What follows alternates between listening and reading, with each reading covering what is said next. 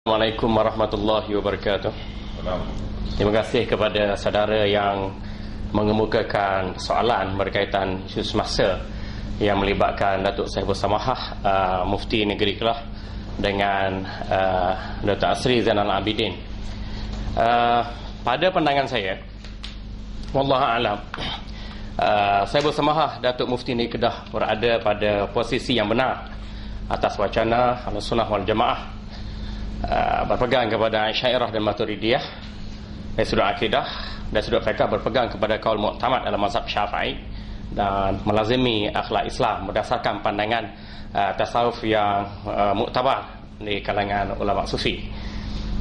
Kemudiannya beliau mempunyai kuasa atau otoriti yang tertinggi sebagai mufti, berhak untuk tidak membenarkan mana-mana individu untuk tampil ke negeri Kedah menyampaikan ceramah, syarahan, kuliah, seminar yang mana kandungannya dikira mengelirukan fahaman umat Islam di negeri Kedah atau seluruh negara. Manakala beliau sebagai seorang yang mempunyai otoriti yang jelas, yang menjalankan mandat di bawah Tuanku Sultan. Dan jika kita engkar pada posisi ini, artinya kita tidak mentaati perintah Allah, bagaimana yang Allah sebutkan, ati'u Allah wa ati'u Rasul wa ulil amri minkum. Dalam soal ini saya menyokong penuh apa yang disampaikan oleh Saiful Samahah, Datuk Mufti Negeri Kedah, sebagai seorang yang alim, yang faqih, yang warak. Beliau berhak untuk menyuarakan tentang Ahlussunnah wal Jamaah dan membantah segala fahaman sesat seperti Wahabi, Syiah, Liberal, pluralisme agama, Arkam, Yapin, JKH, Qadiani dan lain-lain fahaman yang bercanggah dengan Ahlussunnah wal Jamaah. Alhamdulillah. Tuan-tuan hadirin yang dirahmati Allah, sebenarnya Dr. Asri memang jelas berfaham Wahabi. Bukan Wahabi sembarangan, Wahabi totok. Saya ada bukti, ini buku beliau tulis. Beliau perlu bertanggungjawab terhadap buku yang beliau tulis. Bid'ah hasanah, istilah yang disalahfahami. Dalam buku ini beliau menganggap bid'ah hasanah itu tidak ada. Yang kedua, orang yang menganggap wujudnya bid'ah hasanah itu disamakan dengan orang Kristian yang cuba nak mengubah wajah ketulinan agama. Jadi persamaan itu sesuatu yang tidak wajar, dan persamaan ini sebenarnya menjustifikasikan pentakfiran kepada sebahagian umat Islam yang berfahaman wujudnya bid'ah hasanah. Dan kalau kita menyusuri pentas akademik, kita akan dapati bahawa bid'ah hasanah itu disebutkan oleh para alim ulama mu'tabar seperti Imam Syafi'i, Imam Nawawi, Imam Sayyuti, Imam Ibn Hajar Al-Asqalani, Imam Abdul Wahab As-Subki, Taqiyuddin As-Subki, Imam As-Sakhawi, dan begitu juga yang diselusuri oleh ulama-ulama dunia Melayu kita, daripada pondok, daripada pesantren, dan ulama-ulama kontemporari. Alhamdulillah. Jadi bagaimana beliau begitu teruja nak menafikan kewujudan bid'ah hasanah, kemudiannya nak menyalahkan pihak yang berpandangan wujudnya bid'ah hasanah ini. Dan dalam buku ini juga beliau secara jelas mengkategorikan umat Islam yang menyambut nisfu Sya'ban itu adalah dikira melakukan bid'ah, merosakkan ketuhanan agama, dan dianggap sebagai perbuatan sesat dan layak diumban ke dalam neraka. Jika Dr. Asri nak menafikan kebenaran ini, boleh merujuk pada buku dia. Ini boleh merujuk pada buku beliau. Beliau perlu bertanggungjawab dalam menyesatkan umat Islam di negara kita. Jadi jelas kepada kita bahawa metod yang dipergunakan oleh Dr. Asri ini adalah metod fahaman terjah Wahabi, yang menganggap dia satu-satunya berfaham agama yang benar, yang tulen, yang bersifat progresif, manakala orang lain dianggap sebagai jumud, konservatif, ketinggalan zaman, tidak bertamadun, serta dianggap sebagai bid'ah sesat yang menyeleweng dari landasan Islam. Patutnya beliau perlu bersikap terbuka, berlapang dada di atas konsep nahnu nata'awun fi ma tafaqna wa natasamuh ba'duna ba'da fi ma ikhtalafna, berdasarkan kaedah usul fiqh. Ini tidak. Saya kira beliau pun tidak menguasai disiplin ilmu usul fiqh. Orang yang mempelajari bahasa Arab dan sastra di peringkat ijazah pertama dan mengambil master dalam bidang hadis sebagai satu celupan, termasuk dalam PhD, dan cuba untuk mana-mandai dalam urusan agama dan menjustifikasikan orang yang tidak mengikuti pandangan beliau sebagai sesat dan menyeleweng. Bagi saya, beliau lah yang mencetuskan pemikiran yang sesat dan menyeleweng dan perlu ditahzir dalam negara Islam. Dalam kemudiannya, kita rujuk juga buku beliau yang ditulis. Ini buku beliau ditulis oleh Dr. Muhammad Asri Zainal Abidin, 10 perkara batal Islam dan apa itu syirik. Dalam buku ini muka surat yang ke 7, mukadimah buku ini, beliau menyatakan terdapat 11 tanda-tanda syirik. Ada senarai yang ke-6 dan juga senarai yang ke-8. Senarai ke-6 ni Dr. Asri mengklasifikasikan tanda-tanda syirik yang ke-6 ialah mengagungkan seseorang keterlaluan, dan juga yang ke-8 menyeru di kubur wali. Jadi barang sesiapa yang mengagungkan seorang keterlaluan dianggap oleh Dr. Asri sebagai syirik kafir. Begitu juga menyeru di kubur wali dianggap sebagai kafir. La ilaha illallah Muhammadur Rasulullah. Saya melihat buku ini adalah adaptasi atau cedokan daripada kitab Nawaqidul Iman yang dikarang oleh Syekh Muhammad bin Abdul Wahhab. Beliau menafikan apa itu Wahabi, takut antu Wahabi, saya bukan Wahabi. Tetapi beliau sendiri didapati secara jelas membuat cedokan kepada pemikiran Syekh Muhammad bin Abdul Wahhab yang dikenali sebagai pengasas Wahabi. Kalau sekadar fahaman dari sudut fiqh atau dari sudut ijtihad, kita tak kisah, kita berlapang dada. Ini adalah satu doktrin yang sebaliknya digunakan sebagai anjakan untuk mengkafirkan umat Islam yang tidak selari dengan pandangan beliau. Kita tengok pada muka surat yang saya tandakan ni. Okey, dalam muka surat 10 dia kata salah faham terhadap akidah. Dr. Muhammad Asri mendakwa bahawa orang kafir Quraisy di zaman Rasulullah sallallahu alaihi wasallam pun bertauhid rububiyah, tetapi mereka menjadi kafir kerana tidak bertauhid uluhiyah. Dengan berdalilkan ayat yang bersifat mujadalah. Wala in sa'altahum man khalaqas samawati wal arda la yaqulunna Allah. Ayat ini ayat mujadalah. Kalau kita tanyakan orang bukan Islam, kenapa tak nak beriman dengan kita, dengan Allah, dengan hari kiamat, dengan nabi-nabi? Kafir musyrikin kata kalau ditanyakan pada mereka siapa yang menciptakan langit dan bumi, mereka kata Allah. Allah yang disebutkan mereka itu bukan ikrar, al-qaulu bil lisan wa amalu bil arkan wa tasdiqul bil jinan. Bukan dalam kontekstualisasi keimanan, tetapi dalam kontekstualisasi mujadalah. Kita tanya tu, tanya ni, kata ni bukti ketuhanan Allah dah ada, tak beriman juga. Ni bukti mukjizat Rasulullah, tak beriman juga. Kalau tanya langit bumi, siapa yang buat? Tuhan lah. Tapi Tuhan pada persepsi mereka Tuhan berhala, Tuhan bulan, Tuhan bintang, Tuhan api, Tuhan patung. Jadi lafaz Tuhan disebut itu disebut secara umum, bukan bermaksud la ilaha illallah Muhammadur Rasulullah. Benarnya Dr. Muhammad Asri ini seorang yang keliru. Dia tak mendasari soal akidah Ahlussunnah wal Jamaah. Baik itu dia gagal menyelami hakikat tauhid. Wahada yuwahidu tauhidah. Baliknya dia memahami mengikut neraca pemecahan tauhid sebagaimana metodologi pemikiran Wahabi yang memecahkan tauhid kepada 3 sesi. Yang pertama tauhid rububiyah, yang kedua uluhiyah, yang ketiga asma' wa sifat. Dalam Ahlussunnah wal Jamaah dan bila kita telusuri pentas akademik, terdapati ulama tidak memecahkan tauhid kepada 3 bahagian. Dan sudah menjadi keputusan Darul Ifta dari Mesir, Syekhul Azhar telah membuat satu isytiharan bahawa tidak ada dalam Islam pembagian tauhid rububiyah dan uluhiyah. Sebaliknya ia merupakan cetusan pembahagian yang diasaskan oleh Ibn Battah Al-Hambali Al-Mujassimi dan dipopularkan semula oleh Syekh Ibn Taimiyah Al-Harrani Ad-Dimashqi dan diikuti pula oleh puak-puak Wahabi, termasuklah Wahabi Melayu, Wahabi jadi-jadian di Malaysia, dan diadaptasi ke dalam buku ini.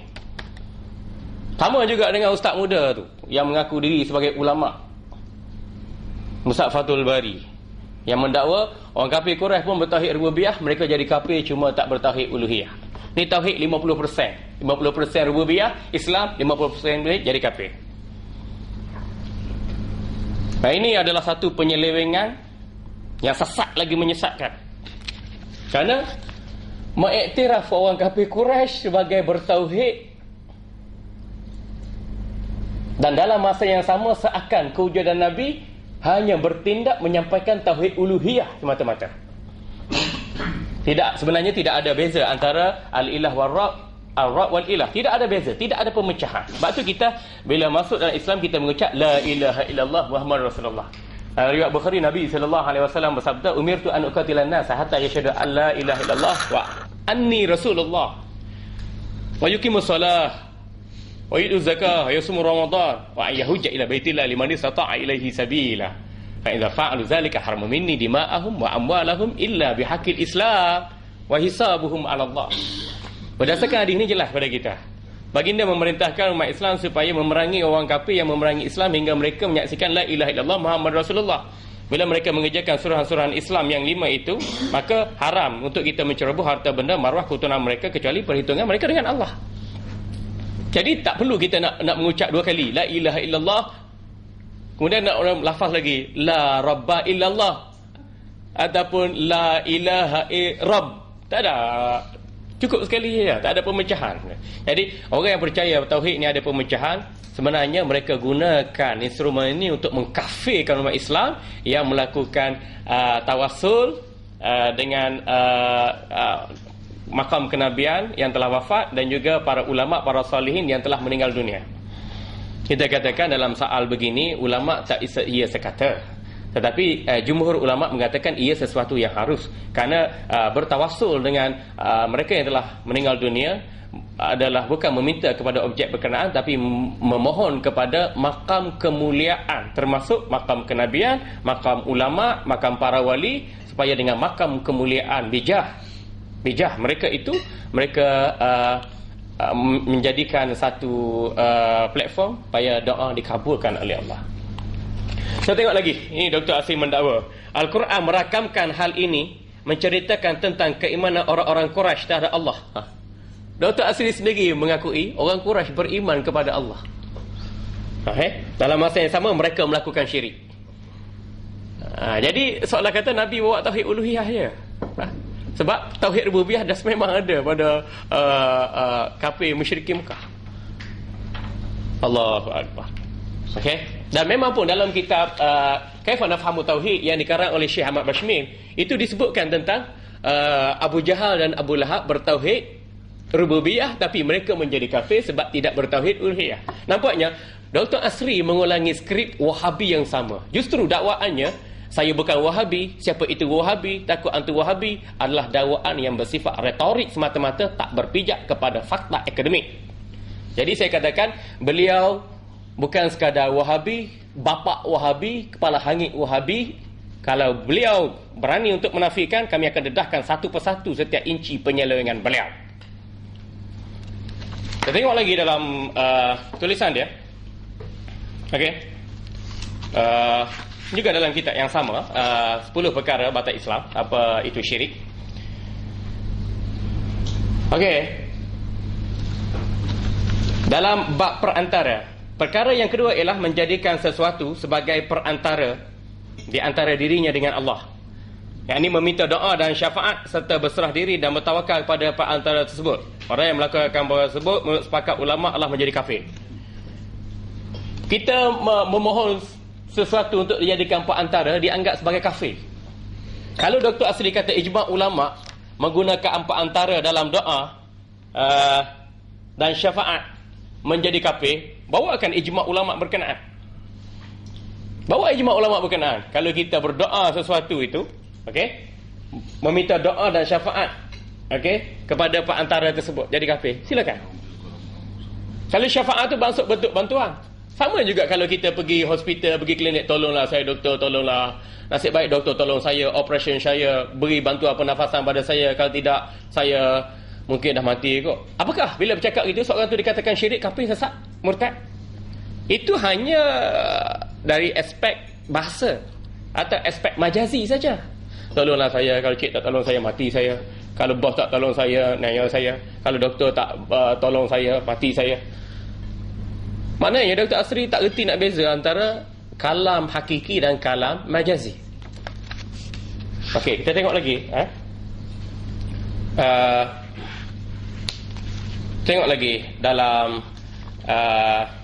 mengagungkan seseorang keterlaluan. Dia sebut di sini juga kadang-kala manusia syirik dalam amalan apabila menyamakan sifat manusia seperti membesar dan mengagungkan seseorang sama seperti Allah Ta'ala. Dengan baik-baik, dengan baik-baik.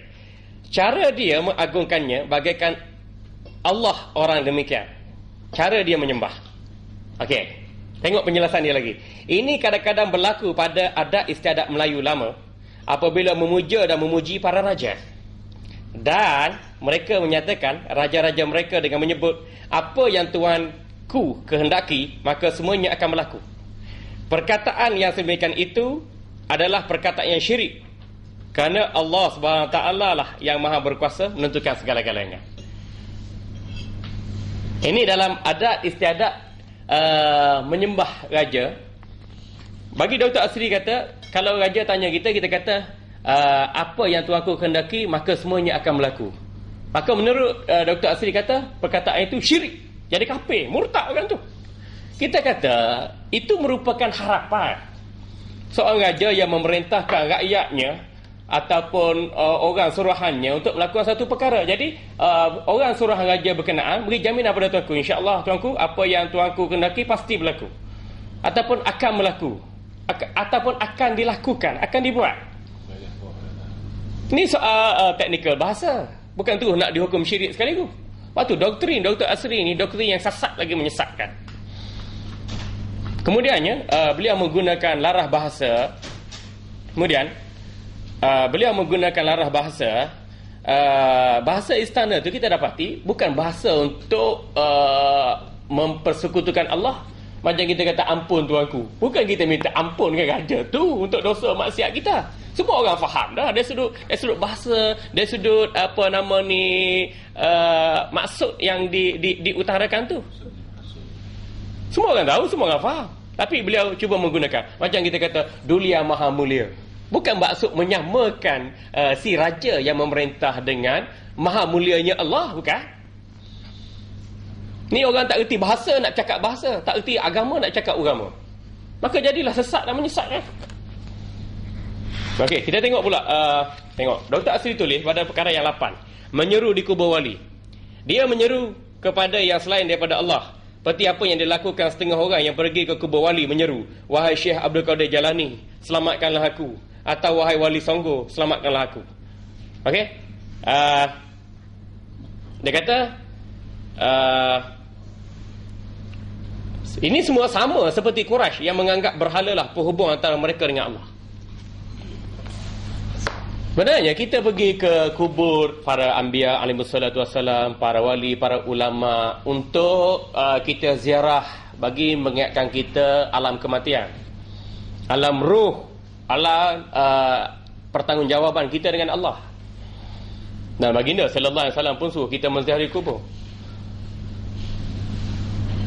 Fa innaha tuzahidu fid dunya wa tuzakkirul akhirah. Menzuhudkan hidup kita di dunia dan mengingatkan kita tentang akhirat. Apa masalah? Kemudian kalau kita pergi berdoa di kubur pun kita berdoa kepada Allah. Kita pergi makam Nabi sallallahu alaihi wasallam, makam para anbiya, makam para aulia, makam para ulama. Kita berdoa di situ bukan minta kepada kubur. Bukan minta kepada individu berkenaan. Kita minta dengan kemuliaan Allah pada individu berkenaan.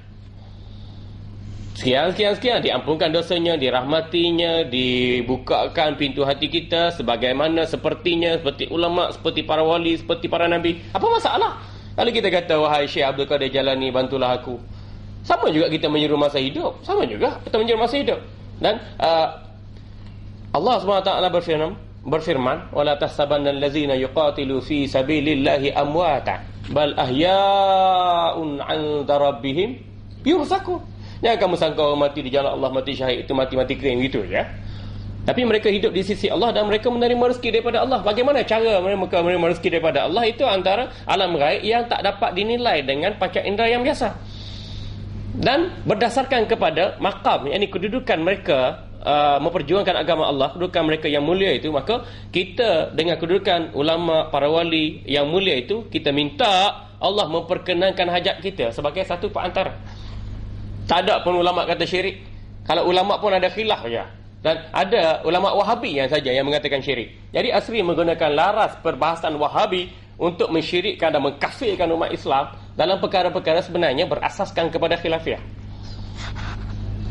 Nah, inilah yang mendatangkan bala musibah kepada masyarakat. Jadi saya menasihati umat Islam supaya jangan belajar dengan doktor sesat, profesor sesat, lagi menyesatkan. Dia tak mahir dalam disiplin ilmu, nak cakap dalam disiplin ilmu yang bukan menjadi bidang dia. Jangan cakap banyak. Kalau dia rasa tak puas hati ulasan Ustaz Zamihan berkait dengan ini, bagi tahu dia nak jumpa Ustaz Zamihan kat mana? Nak debat, nak ceramah, nak seminar, nak forum, nak diskusi di cara peribadi atau di KDF atau di tempat-tempat eksklusif, tempat yang lain, bagi tahu ya. Bagi tahu, ini buku dia dan ini buku dia. Ini bukan fitnah, tapi beliau sendiri yang menjadi hazinatul fitnah. Bawa fahaman Wahabi, fahaman yang pelik-pelik, fahaman yang ganjil, masyazza ila nar. Inilah dia Dr. Asri Zainul Abidin. Jadi jangan belajar dengan dia, yang mengaji dengan dia sesat lagi menyesatkan. Maka tugas kita berpegang pada disiplin ilmu Syairah Maturidiyah sebagai wacana Ahlussunnah wal Jamaah, berpegang pada qaul mu'tamad mazhab Syafi'iyah sebagaimana yang ada dalam perundangan dan fatwa kita, dan sebagaimana juga yang diperjuangkan oleh Sahibul Samahah Datuk Mufti Kedah, Datuk Badaruddin. Mudah-mudahan beliau diperteguhkan oleh Allah dalam membanteras jangan sesat lagi menyeleweng di negara kita. Walhamdulillah Rabbil alamin.